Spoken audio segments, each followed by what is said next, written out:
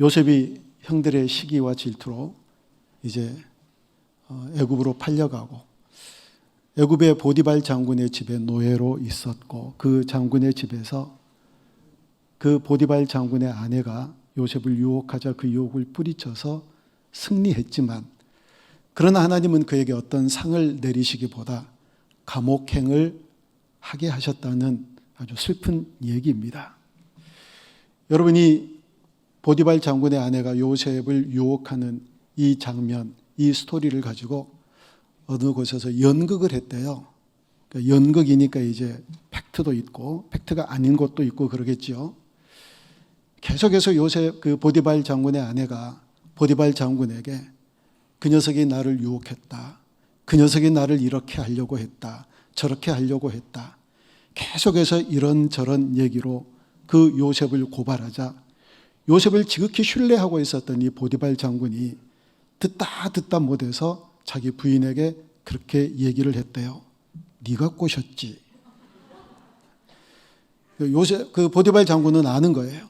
요셉이 얼마나 신실한지, 요셉이 얼마나 하나님 앞에서 정직하게 인생을 살았는지 그걸 다 알았기에 아무리 부인이 그렇게 얘기를 해도 네가 꼬셨지 않았느냐고 그렇게 얘기했다는 연극도 있었답니다. 여러분, 이 여기까지 오기에 스토리를 잠깐 우리가 생각을 해봐야 되는데요. 요셉의 이야기가 창세기 37장에 나와요. 지난 시간에도 제가 그 부분에 대해서 여러분들에게 말씀을 드렸는데 37장부터 요셉의 이야기가 쭉 펼쳐가는데 어디까지 가느냐면 창세기 마지막까지요. 마지막까지 요셉의 이야기가 펼쳐져 갔는데 요셉의 이야기를 37장에서 시작하고 나서 바로 38장에서 요셉의 이야기가 뚝 끝나고 유다와 다말 이야기가 등장한 다음에 바로 그 다음에 39장부터 요셉의 이야기가 등장을 해요. 자, 여기에서 많은 성경학자들이 뭘 얘기를 하느냐면 요셉에 관한 얘기를 하다가 유다와 다말에 관한 얘기가 38장에 끼어 있는 이 이유가 39장과 38장에는 똑같이 성적인 문제가 등장을 하지요. 유다가 며느리 다말과 동침해서 아이를 낳는 얘기요. 이것도 아주 성경에 나오면 안 되는 그런 종류의 스토리잖아요. 그런 얘기가 나와요. 39장에 역시 보디발 장군의 아내가 요셉을 유혹하는 성적인 문제 사건을 다룬다는 겁니다. 그래서 이 성경의 저자가 유다와 다말 사건과 요셉과 보디발 아내의 사건을 비교를 하라는 거예요. 비교하라. 이 비교하면서 요셉이 얼마나 하나님 앞에서 강직하게 정직하게 살았는가를 알라는 겁니다. 봤지? 요셉은 그렇게 하나님 앞에서 신실하게 살았던 하나님의 종이야. 봤지? 요셉은 예수님의 그림자와 같은 그런 인생을 살았던 사람이야. 이걸 유다와 다말 사건과 비교하면서 요셉의 강직함과 정직함과 하나님 앞에서 살았던 그와 같은 요셉의 삶을 두드러지게 드러내려고 하는 하나님의 의도라고 얘기를 합니다. 자, 어떻든 오늘 이 사건을 통해서 우리에게 주시는 이야기들을 한번 살펴봅니다. 먼저 1절 다시 한번 보면은요. 요셉이 이끌려 애굽으로 내려가매 바로의 신하 시위대장 애굽 사람 보디발이 그를 그리로 데려간 이스라엘 사람의 손에서 요셉을 샀다라고 얘기합니다. 여기에 가서 갑자기 노예로 삶을 살아가게 된 요셉의 심정은 어땠을까요? 여러분 아시잖아요. 요셉이 자기 집에서 살 때 그냥 그런 별로 사랑도 받지 못하고 주목도 받지 못하는 별로 풍요로운 그런 삶을 살지 못하고 찢어지게 가난했거나 부모가 폭군이었거나 이런 환경 속에서 살았다면 차라리 여기가 낫네라고 얘기를 할 수도 있었겠지만 요셉은 누구보다도 사랑을 받았던 그런 사람이었거든요. 그런 아들이었어요. 모든 아들들을 제껴놓고 가장 최고의 총애를 받았던 그런 사람이 바로 요셉이었습니다. 한꺼번에 신세가 바뀌어지잖아요. 한꺼번에. 도대체 이런 현실들을 요셉이 어떻게 받아들였을까요? 여러분들이 요셉과 같은 그런 삶을 살다가 갑자기 신세가 바뀌어져서 이렇게 어느 집에 노예로 삶을 살아가게 되는 그런 인생으로 전락되었다면 무슨 생각을 하셨을 것 같으세요? 저도 생각해 봤거든요. 아마 이런 생각하지 않았을까요? 어떻게 이렇게 된 것 인정 잘 받고 잘 살자, 그냥 뭐 못 사는 집 같지도 않고 애굽의 권력가고 그래도 잘 사는 집 같은데 이렇게 이왕에 된 것 인정받으면서 눈에 가시처럼 보이지 않고 칭찬받으면서 잘 살면 되지 뭐, 체념하고 그렇게 살았을지도 모르고요. 또 어떤 경우에는 늘 기회를 엿보면서 어떻게 하면 여기서 빠져나가서 아버지의 집으로 다시 돌아갈까, 그것을 연구했을 수도 있고요. 그런데 이런저런 많은 방법들이 있었고 생각들이 있었겠지만 요셉은 하나님을 의지하는 길을 택하였다라는 사실입니다. 다른 많은 방법들 뒤에 두고 오직 하나님만을 택하였습니다. 이리저리 깨지고 나서 더 이상 갈 데가 없으니까, 더 이상 이 길밖에 없으니까 하나님을 신뢰한 것이 아니라 내가 어떻게 인생을 살아야 될까? 아버지의 총애를 받던 자리에서 다른 사람 노예로 삶을 살아가는 이 급락한 이런 신세에서 내가 어떻게 삶을 살아야 될까 결정을 하다가 처음부터 요셉은 하나님을 붙잡기로, 하나님을 신뢰하기로, 그럼에도 불구하고 어디든지 계시는 하나님과 함께 살아가기로 결정했거든요. 여러분, 이와 같은 영성을 갖는 저와 여러분들이 꼭 되어줄 수 있기를 바랍니다. 처음부터요, 우리의 삶의 방향을 이끌어 가시는 하나님, 그 하나님을 온전히 신뢰하고 하나님께 맡길 때 가장 최선의 길로 인도하시는 분이 우리 하나님이심을 믿습니다. 2절과 3절은 이렇게 얘기합니다. 자, 여호와께서 요셉과 함께 하심으로라고 그렇게 얘기합니다. 여호와께서 요셉과 함께 하셨대요. 그리고 그가 형통한 자가 되어 그의 주인 애굽의 집에 있으니, 우리 3절 같이 읽어봅니다. 그의 주인이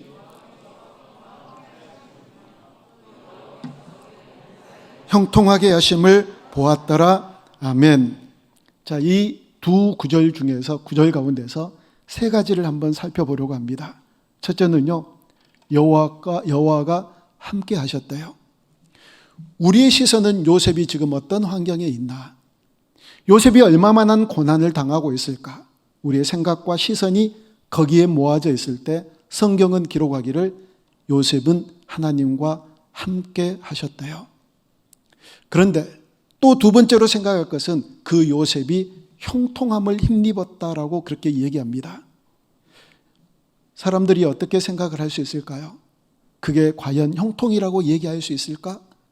노예인데, 종살이하고 있는데, 자유함이 없는데 그것이 어떻게 형통하다라고 얘기할 수 있나? 아마 사람들은 그렇게 생각할지도 모르지요. 하나님과 함께 하시지 않아도 좋아요. 나를 이 속박에서, 이 종된 자리에서 나를 벗어나게 해주세요. 이게 어쩌면 사람들의 더 소원하는 바가 될지도 모르지요.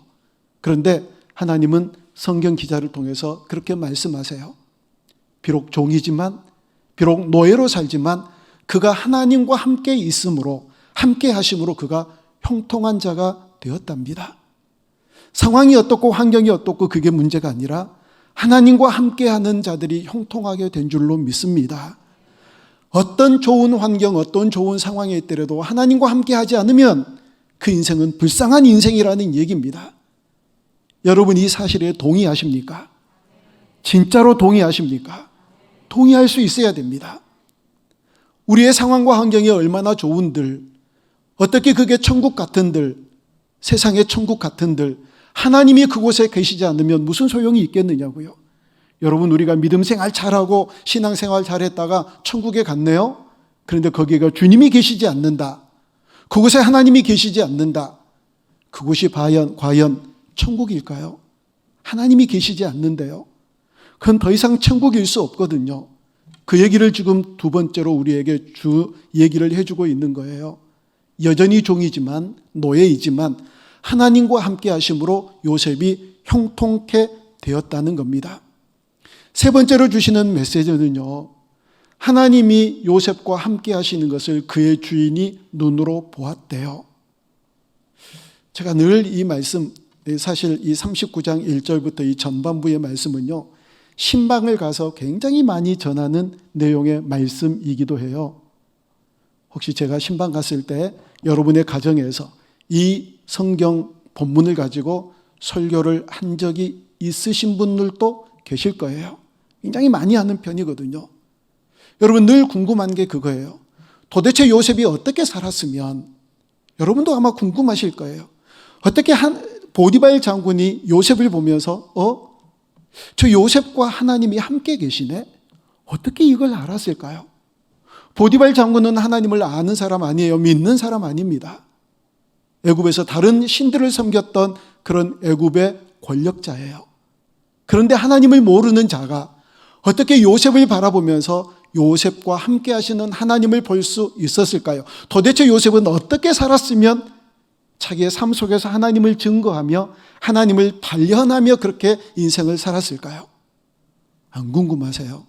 이거 정말 궁금할 일이거든요. 여러분, 어쩌면 그리스도인의 인생이 바로 이와 같은 인생이 되어야 되거든요.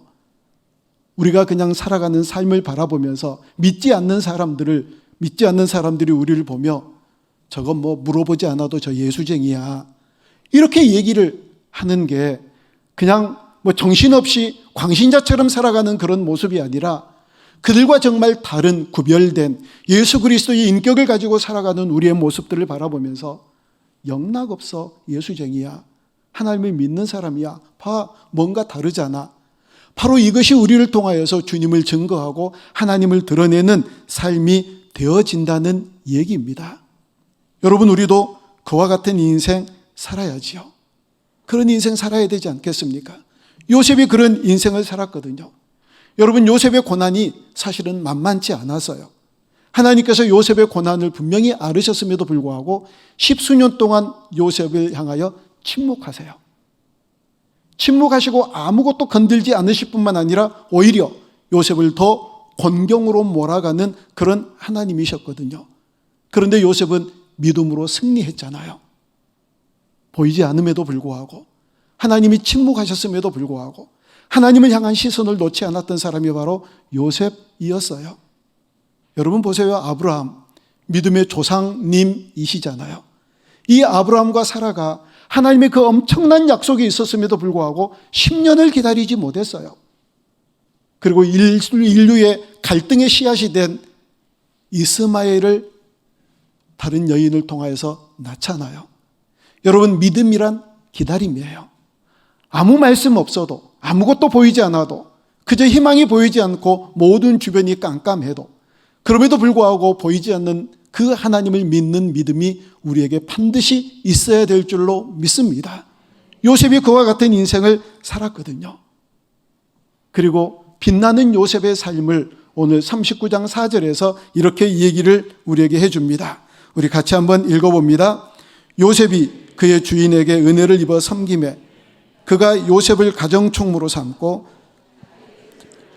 그 소에 의탁하니. 아멘. 자, 이 말씀 가운데서 중요한 게 섬김에라고 하는 단어예요. 섬김에. 훈련을 하면서 그리고 설교 시간에 이 얘기 제가 참 많이 하는 편이에요. 이 섬김에라고 하는 단어가 어떤 단어와 똑같이 사용되어진 단어냐면 천사가 하나님께 수종들다, 이 단어와 똑같은 단어로 사용됐다는 거예요. 그런데 천사는 하나님 앞에 그렇게 잘 섬겨야 되겠죠. 천사가 하나님을 수종드는데 허튼 생각하면서 대충 할 수 있을까요? 하나님이신데요. 그러다가 죽으려고요? 천사가 하나님께 수종드는데 어떻게 수종들겠는가를 한번 생각해 보시라고요. 모든 마음, 모든 정성, 모든 힘을 다하여 하나님을 최선을 다해서 섬겼을 거예요. 그런데 그렇게 섬기는 섬김이 요셉이 보디발을 그렇게 섬겼대요. 아니, 천사는 하나님이라도 되니까 그렇게 섬겼지요. 근데 요셉은요, 보디발이 하나님을 믿는 사람이었나요? 아니잖아요. 보디발이 뭐 교회 공동체이거나 아니면 교회에서 마땅히 섬겨야 될 어떤 누구거나 그런 사람도 아니잖아요. 아니, 불쌍한 사람도 아니잖아요. 그런데 보디발을 천사가 하나님께 수종들듯 그렇게 섬겼대요. 대상이 달라요. 천사가 섬기는 대상과 요셉이 섬기는 대상이 다르지만 그 다름에도 불구하고 요셉은 천사가 하나님을 수종들듯 그렇게 섬겼다라고 얘기를 하는데 이 보디발 장군뿐만이 아니거든요. 요셉이요, 보디발 장군의 부인의 유혹을 거절하고 그런데 누명을 쓰고 감옥으로 갔지요. 근데 감옥에서 또 어떤 섬김을 그가 살았느냐면 40장 4절에서 이렇게 말씀합니다. 우리 같이 읽습니다. 친위 대장이 요셉에게 그들을 수종들게 하며 요셉이 그들을 섬겼더라. 그들이 갇힌 지 여러 날이라. 아멘. 감옥에 가서도 똑같은 섬김이 있는 거예요. 감옥에 가서도. 여러분이 이게 무엇을 얘기를 해주느냐면 우리가 어디에서든지 대상자가 누구이든지 동일하게 하나님을 섬기듯 섬겨야 된다는 거예요. 얼마 전에도 그런 얘기를 함께 나눈 적이 있었거든요. 여러분, 교회에서만 하는 일이 하나님 일이 아니라는 것, 설교 시간을 통해서 여러 번 반복해서 들으시죠? 하나님 일, 하나님 나라의 일, 교회에서 여러분들이 어떤 직분을 가지고 어떤 사역에서 그 사역을 잘 감당하고 예배하고 이런 것들만 하나님을 섬기는 하나님의 일을 하는 게 아니라 여러분들의 가정에서 그리고 여러분들의 직장에서 일하는 그 모든 삶이 하나님 나라의 일을 하는 거라고요. 이게 따로따로 생각하니까 이제까지 그리스도인들이 욕을 먹는 거예요. 직장에서 6시까지 근무해야 되는데 하나님 나라의 일 한다고, 하나님께 봉사한다고, 교회에서 뭔 일을 해야 된다고 5시 반에 땡땡이 치고 나오면 하나님이 아이고 잘했다. 어떻게 30분 이상 이렇게 빨리 나왔니? 머리 쓰다듬어 주지 않으세요. 결코 머리 쓰다듬어 주지 않으세요. 오히려 호통을 치실 거예요. 뭐 하는 짓이냐? 네가 거기 세상에 있는 하나님 나라에서 6시까지 근무 시간이면 딱 잘 시간을 지켜서 어느 누구보다도 성실하게 그 사명 잘 감당하고 와야지. 돌아가라고 말씀하실 거예요. 근데 우리가 그걸 착각하고 있는 거예요. 잘못 알고 있는 거예요. 교회에서 하는 일, 신앙에 관한 일, 이런 것들만 하나님 나라의 일이라고 생각하고 가정에서, 직장에서 그건 세상 일 아니에요. 가정 누가 주셨지요? 하나님이 주셨잖아요. 아니에요? 여러분의 직장 누가 주셨어요? 하나님이 주셨어요. 그러면 그게 하나님 나라의 일이에요. 여러분의 사업장을 누가 주셨나요? 하나님이 주셨어요. 그래서 그것이 하나님 나라의 일이에요. 가정도 그 모든 일도 하나님 나라의 일인 줄 믿습니다. 요셉이 그렇게 섬겼기 때문에 요셉을 통해서 하나님이 드러나는 거예요. 하나님 나라의 일이라고 생각하고 노예로 살면서도 감옥 생활을 하면서도 그가 마치 섬겨야 될 모든 사람들을 천사가 하나님을 수종들듯 그렇게 섬기며 수종들었기 때문에 많은 사람들이 요셉을 통하여 하나님을 발견하게 되는 놀라운 인생을 살았다라는 사실입니다. 여러분, 이 39장 4절이 정말 그래서 중요한 말씀이에요. 귀가 딱지가 붙도록 말씀 들으시죠? 세상 사람들이 우리에게 감동하는 건 여러분들이 어떻게 예배를 잘 드리는가 그것 보고 봐야 감동을 하지요. 세상 사람들이 지금 여기 보고 있나요? 안 봐요. 봐야 감동을 하지요. 기도 얼마나 열심히 하는지, 성경을 얼마나 묵상하는지, 통독을 몇 번 했는지, 방언을 하는지, 어떤 은사를 가졌는지 그것 보고 감동 안 해요. 알아야 감동하죠. 봐야 감동을 하지요. 예수 믿는 사람들을 향하여 감동하는 것은 우리가 어떻게 그리스도인으로 요셉처럼 살아가느냐, 그걸 보고 감동하게 될 줄로 믿습니다. 그걸 보고 정말 다르구나, 더 온누리교회 성도들은 정말 다르구나, 다른 사람들과 다르구나, 저 사람들이야말로 정말 예수쟁이다, 나 저 사람 같으면 교회 나가고 싶어, 저 사람이 다니는 교회가 어느 교회야, 나 저 사람이 다니는 예수님 나도 믿고 싶어, 이렇게 되어야지요. 바로 이게 요셉의 삶이었거든요. 이런 요셉과 같은 삶을 모두 다 살아내는 저와 여러분들이 되어줄 수 있기를 주님의 이름으로 축복합니다. 여러분, 우리가 잘 아는 대로 요셉은 꿈쟁이에요. 자, 꿈은 나중에 일을 꿈꾸는 거잖아요. 그런데 요셉의 관심은 나중에 있지 않았어요. 요셉의 꿈이 어떤 꿈이었는지 잘 아시잖아요.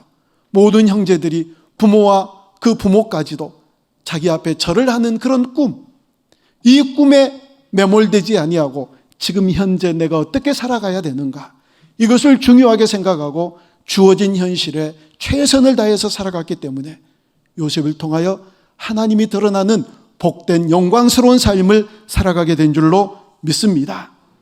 여러분, 오늘 본문에서 요셉이 보디발 장군의 유혹을 이겨내고 그 대가로 상을 받기보다 감옥에 가는 이야기를 우리에게 해줍니다.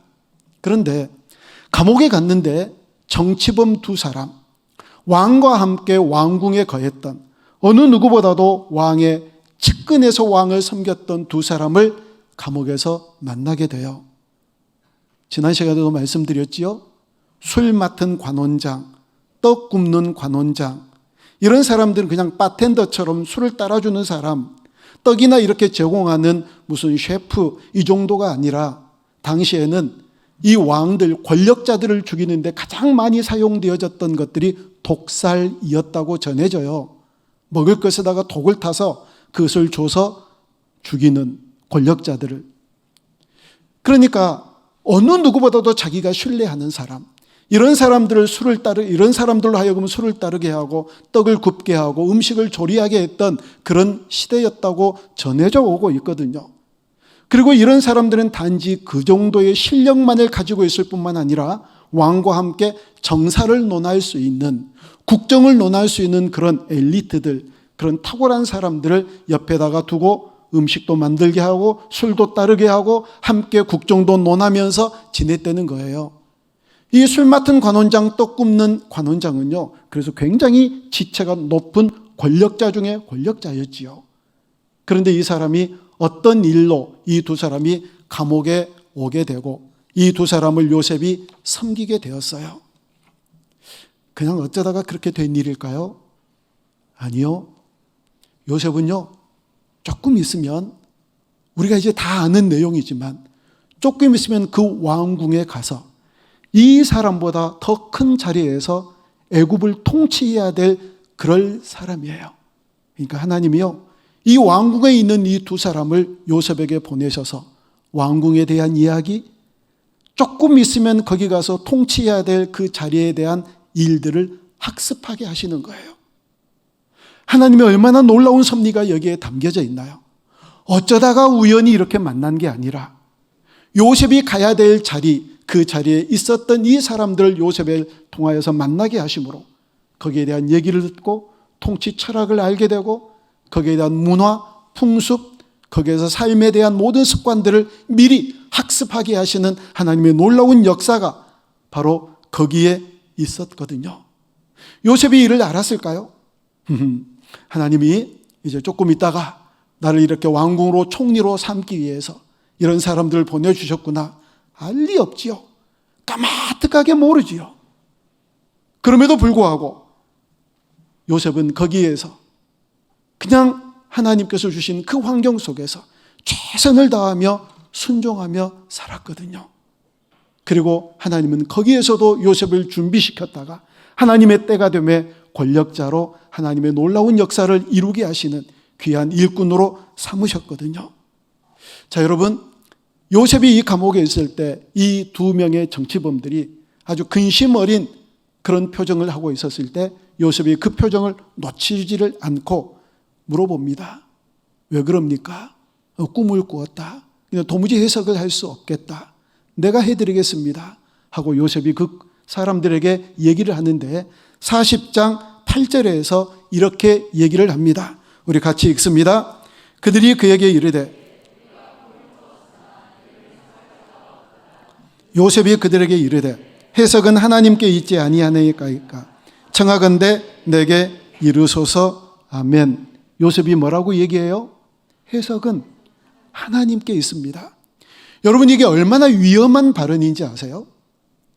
이 사람들의 신관이 어떤지를 몰라요. 만약에 이 사람들이 이런 신관을 가졌다면 자기들이 믿는 신이 절대 유일한 신인데 만약에 다른 신을 섬기는 사람들은 내가 가만히 두지 않는다, 이런 사람 같았으면 요셉 그 자리에서 죽는 거예요. 이 사람들이 다른 신에 대해서 어떤 생각들과 어떤 개념들을 가지고 있는지조차도 모른 채 그들이 누구를 섬기고 있고 자기들이 섬기는 신과 다른 신에 대한 어떤 생각을 갖고 있는지도 모른 채 꿈 해석은 하나님께 있습니다. 자기가 믿는 하나님에 대해서 당당하게 얘기할 수 있는 이 배짱, 이게 도대체 어디에서 나왔을까요? 이건 정말 굉장히 위험한 얘기였거든요. 그런데 요셉은 하나님을 신뢰하는 이 신뢰가 너무 분명했기에 이걸 감출 수가 없었던 거예요. 꿈 해석은 하나님께 있습니다. 있는데 어떻게 해요? 하나님께 있는 것을 분명히 알았고 하나님께서 그 꿈을 해석해 주셔야만 그 꿈의 내용인지 무엇인가를 분명히 알았기 때문에, 이걸 분명하게 확신했기 때문에 그 사람들이 어떻게 나오든지 그 이후에 어떤 후환이 닥쳐오든지 그거 상관없이 요셉이 가지고 있는 하나님에 대한 신앙을 그 사람들에게 분명하게 얘기했다는 겁니다. 놀랍게도 어떤 시비에 휘말리지 않고 두 사람에게 꿈을 해석을 해주게 돼요. 우리가 잘 아는 대로 술 맡은 관원장은 복직을 하게 됐고 떡 굽는 관원장은 이해할 수 없지만 죽임을 당합니다. 요셉의 꿈대로 된 거지요.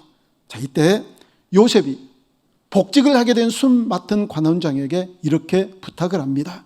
창세기 40장 14절 말씀입니다. 같이 읽습니다. 당신이 잘 되시거든 나를 생각하고 내게 은혜를 베풀어서 내 사정을 바로에게 아뢰어 이 집에서 나를 건져 주소서. 아멘. 자, 여러분이 술 맡은 관원장이면 이 요셉의 억울한 일을 왕에게 가서 고해서, 아니 왕까지 갈 것 없죠. 보디발 장군 부르면 되잖아요. 너희 집에도 하인으로 있었지 않았느냐? 네가 요셉이 어떤 사람인지 알지 않느냐? 그렇게 누명을 써서 들어갔으니 선처해라. 이렇게 얘기를 할 법도 한데 까맣게 잊어요. 어떻게 이럴 수가 있죠? 그런데요, 까맣게 잊는 것조차도 하나님의 섭리 안에 있었거든요. 자, 여러분, 요셉이 형들의 시기와 질투를 받아서 팔려온 이야기도, 보디발 장군의 부인의 유혹을 이겼는데도 감옥으로 끌려온 이야기도, 감옥 속에서 수많은 죄수들이 있었지만 그 중에서도 관원장 두 사람을 만난 이야기도, 이 두 사람의 꿈 해석을 해줬는데 술 맡은 관원장에게 이렇게 신신당부를 했음에도 불구하고 그가 까맣게 요셉의 부탁을 잊어버린 이야기도 전부 다 하나님의 손과 섭리 안에 있었다는 사실입니다. 그렇다면 우리의 인생 동일하게 하나님의 섭리의 손 안에 있는 줄로 믿습니다. 우리의 인생이 어떻게 펼쳐지든지, 내 마음에 맞든지 안 맞든지, 내가 꿈꾸던 대로 이루어지든지 그와 정반대의 길로 걸어가게 되든지, 그것과 상관없이 여러분, 우리의 인생은 하나님의 섭리의 손 안에 붙잡혀 있는 줄로 믿습니다. 어떤 경우는요, 정말 하나님이 일하시는 걸 보면 마음에 안 드는 수가 있어요. 아니, 생각해 보세요. 하나님이 일하시는 것마다 내 마음에 딱딱 맞아 떨어지면 얼마나 좋겠어요. 신나는 거지요. 여러분, 정말 신앙생활 할 만하지요. 기가 막히죠. 우리가 그 믿음을 어디다가 저버릴 수 있겠어요. 하나님이 나를 통해서 일하시는 것이 내 마음에 딱딱 맞는데요, 우리가 어디를 가요? 우리가 어떻게 하나님을 저버릴 수 있을까요? 우리의 믿음이 어떻게 되라갈 수 있을까요? 그렇지 않거든요. 만약에 그렇게만 된다면 우리의 믿음은 계속해서 상승 곡선을 타고 날개를 달고 저 천성을 향하여 날아갈 수 있을 거예요. 그런데 우리의 믿음이 자꾸 자라지 못한 이유는 내 뜻대로 안 되잖아요. 내 뜻대로. 나는 이랬으면 좋겠는데 하나님은 꼭 저렇게 결정하시고, 나는 이리 갔으면 좋겠는데 하나님은 가지 말라고 하시고, 나는 이 사람이 좋은데 하나님은 거절하시고, 이렇게 저렇게 하나님께서 우리의 뜻대로 행하시지 않는 일들이 많으시죠. 안 많으신 모양이에요. 얼마나 많은데요. 근데 우리의 신앙이, 우리의 믿음이 진짜 믿음이 되려면, 그럼에도 불구하고 우리 인생이 하나님의 손 안에서 지금 움직여지고 있다. 지독히도 내 마음에 안 들지만, 정말 죽으라고 그 길을 따라가기 싫지만, 그러나 하나님께서 어떻게 해서든지 그 길을 이끌어 가신다면 거기에 하나님의 섭리가 있음을 믿는 믿음이 진짜 살아있는 믿음인 줄로 믿습니다. 요셉이 그와 같은 믿음을 가졌거든요. 생각해 보세요. 어떻게 이게 마음에 들 수 있겠어요? 어떻게 이게 용납될 수 있겠어요? 어떻게 이걸 설득할 수 있겠어요?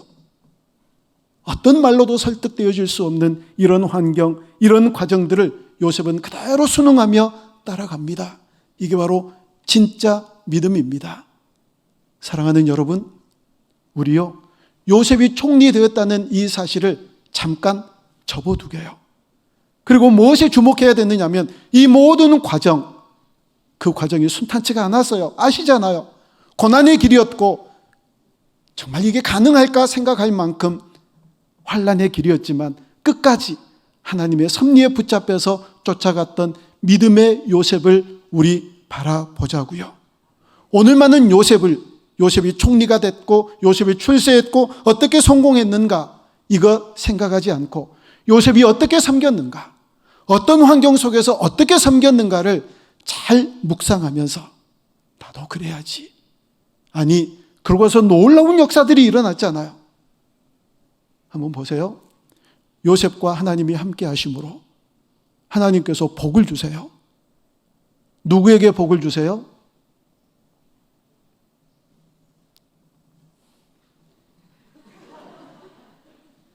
보디발 집에 복을 주세요. 약오르지 않나요? 왜 하나님이 보디발 집에 복을 주세요? 보디발 장군이 한 게 뭐가 있다고? 복을 주시려면 요셉에게 복을 주셔야 되잖아요. 보디발 장군의 집에 복을 주세요. 자, 그러면 이게 약오른 일이에요. 정말 짜증나는 일이잖아요. 그런데 이게 하나님의 방법인 것은 요셉이라고 하는 사람이 그 집에 들어가자 요셉이 갑자기 복덩어리가 된 거예요. 그러면 그 요셉을 통하여서 그 가정이 복덩어리가 되고 복덩어리뿐만 아니라 그 요셉을 통하여 드러난 하나님에 대한 인식 자체들이 달라지게 돼요. 우리가요, 그렇게 복덩어리가 되어야 돼요. 어디를 가든지 우리가 있는 곳에 복을 받는, 내가 아니라 우리는 모든 것이 생각인 내가 복을 받아야만 이게 진짜 나에게 주신 복이라고 생각하고 나 말고 다른 데 복이 가면 화가 나서 미치려고 막 그러잖아요. 근데 이게 내가 복덩이가 되는 게 바로 축복의 통로가 된다는 사실이거든요. 아브라함에게 하나님께서 복의 근원이 되라고 말씀하셨다면 우리의 조상이 믿음의 조상이 아브라함이라면 그 믿음의 계보를 따라서 우리가 믿음을 가졌다면 이제 계속해서 아브라함을 향하여서 아브라함에게서 어떤 복이 내려오질까 손을 벌리고 입을 벌리고 있는 것이 아니라 우리가 아브라함처럼 복의 근원이 되는 거예요. 요셉이 복의 근원이 되어서 요셉이 있는 곳곳마다 많은 사람들이 복을 받는 역사가 일어났던 것처럼 우리 또한 요셉과 같은 그런 삶을 살아서 우리가 복덩이가 돼서 많은 사람들에게 복을 나누어 줄 줄 아는 축복의 통로된 삶을 살아가는 저와 여러분들이 꼭 되어줄 수 있기를 주님의 이름으로 축복합니다. 기억하십시다. 하나님이 요셉과 함께 있었던 것을 보디발 장군이 보았습니다. 예수님과 늘 함께함으로 예수님을 늘 바라봄으로 예수님이 우리와 함께 하시는 것을 예수 믿지 않는 사람들이 우리를 통해서 발견할 수 있는 그런 복된 하나님의 사람들이 다 될 수 있기를 축복합니다.